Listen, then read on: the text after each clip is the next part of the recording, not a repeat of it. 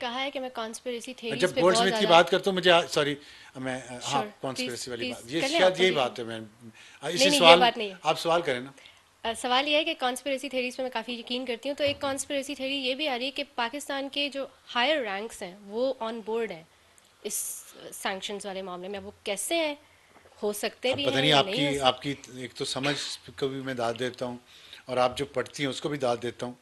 Higher rank के लोग on board होना कोई सरप्राइजिंग नहीं होगा अगर हुए तो, लेकिन इस वक्त ऐसा हो नहीं सकता। इस वक्त उसकी वजूहत मैं आपको बताता हूँ। हायर रैंक्स रहे हैं, ये जनरल पाशा जो है ये अमेरिका की गेम सारी करता रहा है ना, क्यानी भी करता रहा है, मुशर्रफ करता रहा है, राहील शरीफ करता रहा है, किसने नहीं की? कमर बाजवा ने नहीं की। कमर बाजवा ने कश्मीर नहीं दिया इमरान खान के साथ मिलके? बोले हैं कुछ उस पर? अमेरिका में जाके कमर बाजवा को 21 तोपों की सलामी मिली पेंटागन में, किस बात की? इमरान खान ने कहा मैं वर्ल्ड कप जीत के आया हूँ दूसरा, किस बात पे? इसी बात पे ना ट्रंप ने थपकी दी दोनों को, जाओ कश्मीर मैंने दे दिया है, इंडिया को आप लोग खामोश होकर बैठे रहो। बैठ गया आके जहीर, जनरल जहीर, पाशा, फैज़, ये सब क्या करते रहे इस मुल्क के साथ? आसिफ गफूर है, ये आसिम सलीम बाजवा है, इन सब के कहाँ हैं असासे? बच्चे कहाँ हैं इनके? अमेरिका में हैं, बरतानिया में हैं। तो ये हायर रैंक्स की जब आप बात करते हैं, जुडिशरी के लोग देख लें, जजेस देख लें आप, जैसे साकिब निसार है, आसिफ खोसा है। आसिफ खोसा किसकी नौकरी की है रिटायरमेंट के बाद? जाके पता कर लें अमेरिका के किस इदारे की है, कर लें ना चेक, ओके। पता चले आपको कि सिर्फ ये जर्नैलों के बिजनेस ही नहीं है और बच्चे वहाँ बाहर, इन जजों के भी हैं, मीडिया वालों के भी हैं। किधर भागे ये इनके इस्टेब्लिशमेंट के जो बनाए हुए थे ताउन ज़्यादा चूहे, जो इन्होंने ताउन भर के हमारे मुआशरे में छोड़ दिया नफरत भरने के लिए? अब वो भी आधे बाहर भाग गए हैं, जिनका मैंने जिक्र भी किया पहले। शाहीन सबाई है, मोहित पीरजादा है, शहबाज गिल है, साबिर शाकिर है, ये सब मेरे पीछे देखना भी चौं चौं करके पड़ेंगे। लेकिन सच तो यही है ना, इस मुल्क में रहते हैं, हमारे स्टेक्स हैं, इनके नहीं है। तो ये जो है ना इंटरनली, ये जो कुछ होता है, मैं आपको बता रहा था कि कॉन्स्पिरेसी थ्योरी की आपने क्वेश्चन किया हायर ना। रैंक्स। देखिए कॉन्स्पिरेसी थ्योरी के साथ कुछ एक सपोर्टिंग एविडेंस ज़रूर होना चाहिए। ये जो कॉन्स्पिरेसी थ्योरी ना कि गोल्ड स्मिथ फैमिली और चार्ल्स स्मिथ फैमिली और अमेरिकी और बरतानवी और इसराइली लॉबीज़ पाकिस्तान के ख़िलाफ़ काम कर रहे हैं और यहाँ पे अदम इस्तेहकाम चाहते हैं और चाइना के करीब नहीं जाने देना चाहते। आपने दो, मैं मरहूम लोगों का नाम लेना चाहता हूँ। एक थे डॉक्टर इसरार अहमद और एक थे हकीम मोहम्मद सईद। डॉक्टर इसरार अहमद लाहौर से, हकीम मोहम्मद सईद कराची से। दोनों ने आज से 35 साल 30 साल पहले शायद, या 35 साल पहले ये कहा था कि इमरान खान एक मोहरा है वेस्ट का। ये 30-35 साल पुरानी बात है, जब पाशा और जहीर अमरीकियों से जाके सिर्फ अपनी वफादारी का यकीन दिलाना शुरू हुए थे ना, उस वक्त यहाँ पे जो बैठे हुए थे ना, जो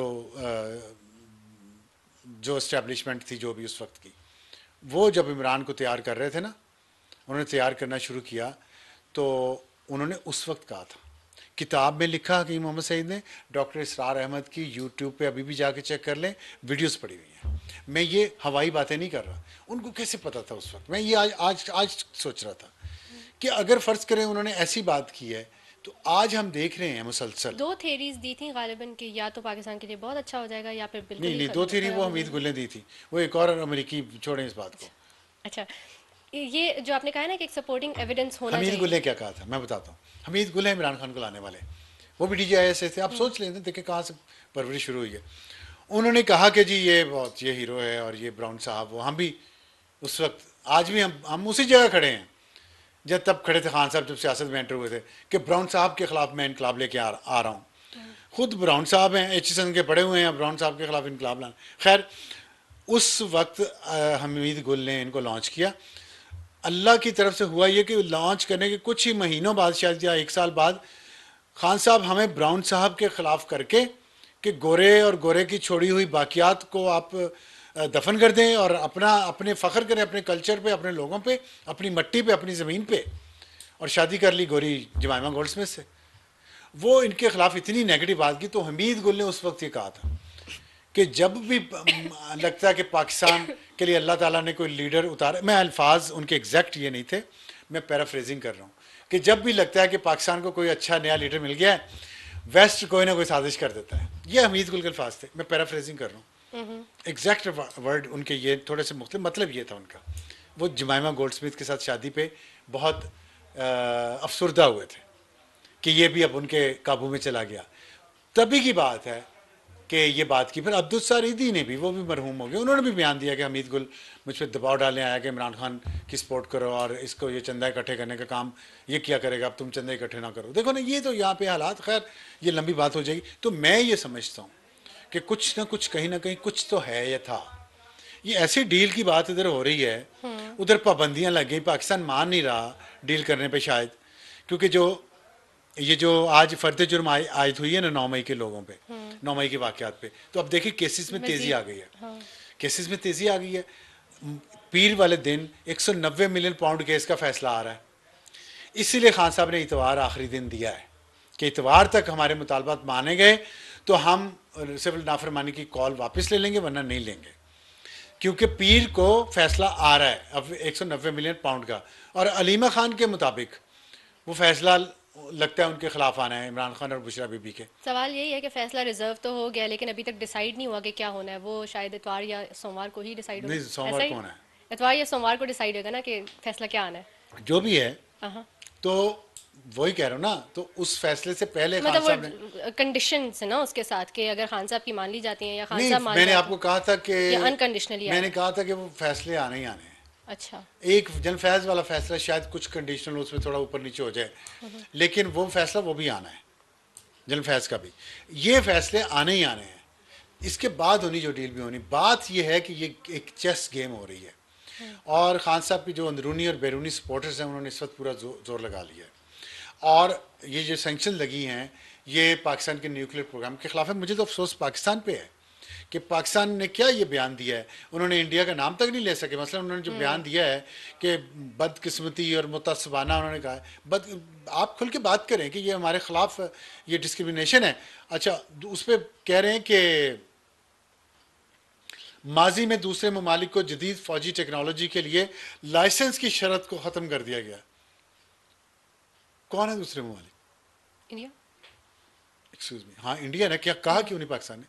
कहते रहे कि इंडिया को, इंडिया के लिए इतनी फेवर, और पाकिस्तान के साथ ये सलूक। और पता है अमेरिका को भी पाकिस्तान का न्यूक्लियर प्रोग्राम जो है वो इंडिया स्पेसिफिक है, बैलेंस ऑफ पावर के लिए है, स्ट्रेटेजिक बैलेंस के लिए है। इसराइल के लिए, वेस्ट के लिए, यूरोप के लिए नहीं है। इंडिया एंटी बैलिस्टिक मिसाइल बना रहा है, इंटरकॉन्टिनेंटल बैलिस्टिक मिसाइल बना रहा है, उस पर तो नहीं कुछ कह रहा है। वो लोग, वो अमेरिका और कनाडा में जाके वो कत्ल करवा रहा है लोगों को, असैसिनेशन करवा रहा है, जिस पे कनाडा के साथ उसके ताल्लुकात, सफारती ताल्लुकात ख़त्म हो गए। अमेरिका और बताने की ये फिक्र नहीं, पाकिस्तान भी ये बात नहीं कर रहा। अभी मैं एक CIA की साबिक डायरेक्टर है, उसका ऑफिसर है, उसका मैं देख रहा था वीडियो। उसने कहा है कि इंडिया तालिबान के ज़रिए, दोबारा बात ज़रा ध्यान से सुनिएगा, इंडिया तालिबान, ये जो हुकूमत है अफ़गानिस्तान में इस वक्त, उनके ज़रिए पाकिस्तान में खालिस्तान और कश्मीर के लीडरान को कत्ल करवा रहा है। ये हैं असासे हमारे इस्टेब्लिशमेंट ने बनाए हुए अफ़गानिस्तान में।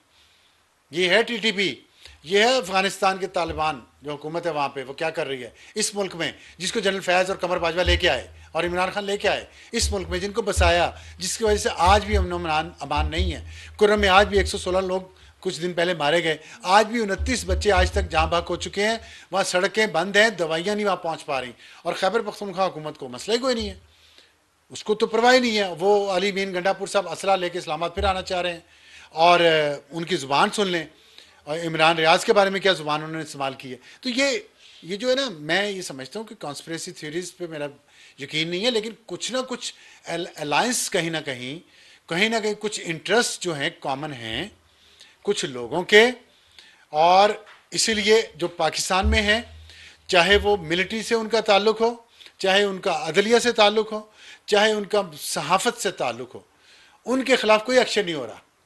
पाकिस्तान के अंदर है वो, उनके खिलाफ नहीं एक्शन हो रहा, कानून हरकत में नहीं आ रहा, जजेस नहीं बोल रहे। ये क्या है? ये मफादात का खेल है ना, तो वो क्यों नहीं हो रहा? मैं इस पर क्या आपको बात करूँ। बाकी आपने जो कॉन्स्पिरेसी थ्योरी वो की है टेबल मैं उस पर, मुझे नहीं इसके बारे में कोई इतला नहीं होगी तो बताऊंगा, लेकिन वो जो एबटाबाद में उसामा बिन लादेन वाला वाक़या हुआ था और उसको आके मार के लेके गए थे, तो वो क्यानी और पाशा दोनों ऑन बोर्ड थे। अब तो ये बातें तय हो गई है ना, पाशा ने जिस तरह वहाँ भाग भाग के स्कूल के बच्चों की तरह अमेरिकन एम्बेसडर के लिए काम किया, और फिर वो जो David Davis Raymond Raymond Davis. Raymond Davis जो पकड़ा गया था, उसके लिए बच्चों की तरह अदालत से आके खड़े होकर टिकट भेज रहे हैं, जैसे रिपोर्टर्स नहीं हमारे टिकट भेजते न्यूज़ रूम में, ऐसे भेज रहे थे अमेरिकन एम्बेसडर को, मैंने उसको ये कर लिया। मैं तो ये हालत है। आप जिन टॉप रैंकिंग की बात करती हैं, अल्लाह ना करे ऐसा हो, मेरा नहीं ख्याल अब ऐसा है। और इसमें देखिए, इसमें पाकिस्तान के मफाद पर जद पड़ती है, इसमें ज़ाती फ़ायदा कुछ नहीं है, उसमें ज़ाती फ़ायदा था। इसमें क्या ज़ाती फ़ायदा हो सकता है कि नेशनल डेवलपमेंट कॉम्प्लेक्स पे अगर पाबंदी लगा दी है, तो ये हमारे लिए बड़ी सीरियस बात है, और इस पे पाकिस्तान को मेरा ख्याल है कि बहुत संजीदगी से गौर करना चाहिए। और ख़ान साहब ने जो आज लाइन ली हुई है और जो डील हो रही है, होने की कोशिश हो रही है, उसके लिए ये सफ़ें दुरुस्त की जा रही हैं दोनों तरफ से।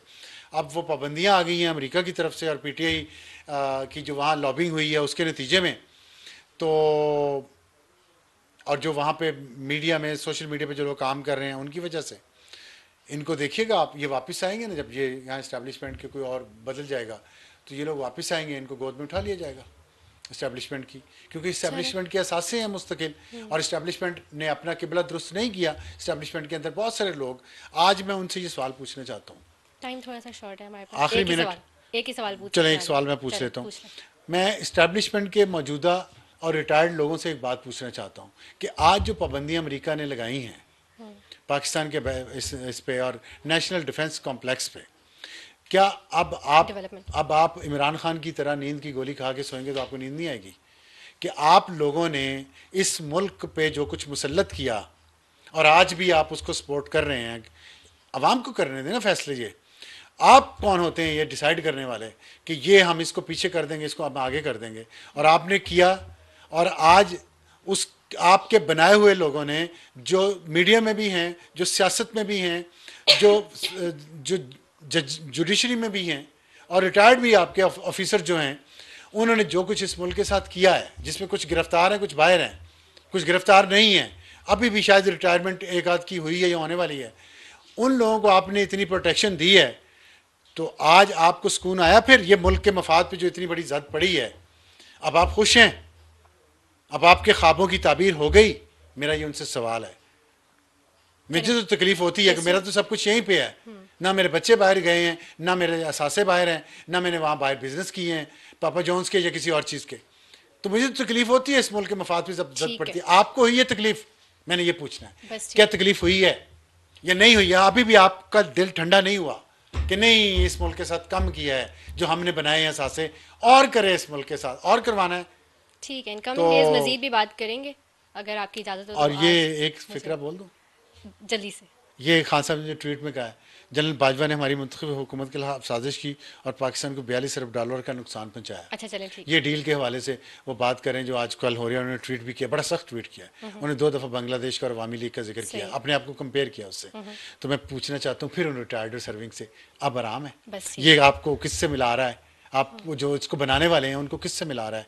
तो बताएं, अब खुश हैं? और खान साहब से भी पूछना चाहता हूँ कि जनरल बाजवा अगर इतना मुनाफिक था, जो कि था, तो आप उसके साथ रात को मिलते क्यों थे वाने सदर आरिफ अलवी के पास जाके, जिस वक्त उसने ये सब कुछ आपके साथ कर दिया था?